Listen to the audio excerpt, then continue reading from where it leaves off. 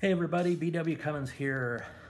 It is New Year's Eve day, so this is before any plans start happening. I've got a drawing for you, but that is actually a threefer. There's three versions of the same concept, not the same drawing. And it has a purpose. It's actually a tattoo concept for my younger son. He gets some work done. He's into the American traditional look, which is a early 20th century. It has a similar line weight and limited color palette. And I like it, it's a cool look. He's gotten a few and he had an idea for another one. It's called American Traditional or just Traditional Baby Tattoo or Traditional Crybaby Tattoo. And you can look it up on Google. Just these ugly babies, some of them are kind of Cupid doll looking, and I like the style. And I applaud my son's courage to get ironic tattoos. One of my favorites he has, being a graphic designer, is he has Comic Sans on his chest, written in Comic Sans. And I applaud his courage getting that, because he can show it to 100 people and really only one or two of those 100 people are going to get it and laugh at it, and everybody else is just going to think he's weird. And we have that in common. We like doing things that get a reaction that maybe people think are weird. But whatever, as long as they're a little bit entertained, or if it makes us laugh, it's good. And that one is a gem. So this new tattoo is funny because it's an American traditional baby, but it's gonna have characteristics of mine in it. The beard and the nerd glasses and all that.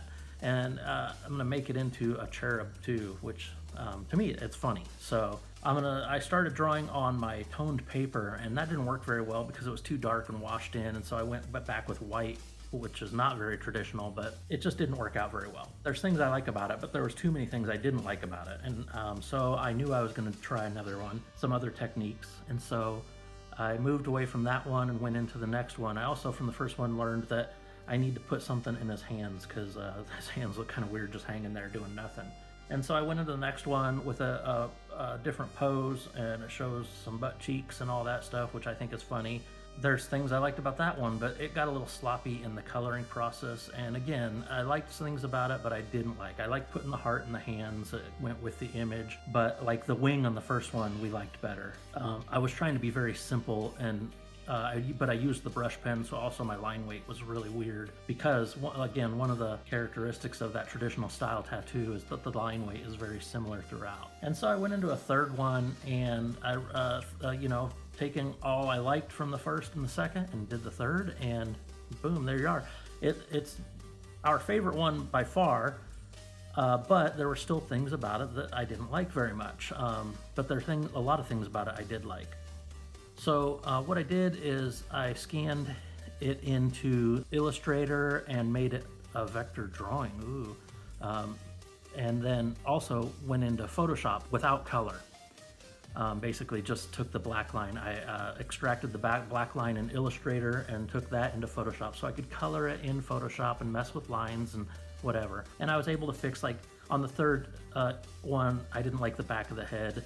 It did, and in general, it didn't look very babyish. It looked more like a supervillain with a giant brain. So I was able to round out the head a little bit and do some things, simplify it, and it definitely, in the Photoshop version that I'll put on the end, it looks American traditional, just with my characteristics with the glasses and the beard and all that stuff. So I hope you enjoyed the process of watching. When I do my doodles, which most of the drawings I do on this channel are doodles, the only purpose of those are to be, and so there's no goal. Even if I fail, what it is what it was supposed to be. So, but when I'm doing work for a client, paying or not, it has to be right, especially in a tattoo situation, because I know it's kind of a forever thing. So I knew going into this I probably wasn't going to nail it on the first one, but just start drawing. And normally I might do this all on one page or 2 pages or whatever, but for the channel, I did them each on separate pieces of paper so that, it's nice and clean.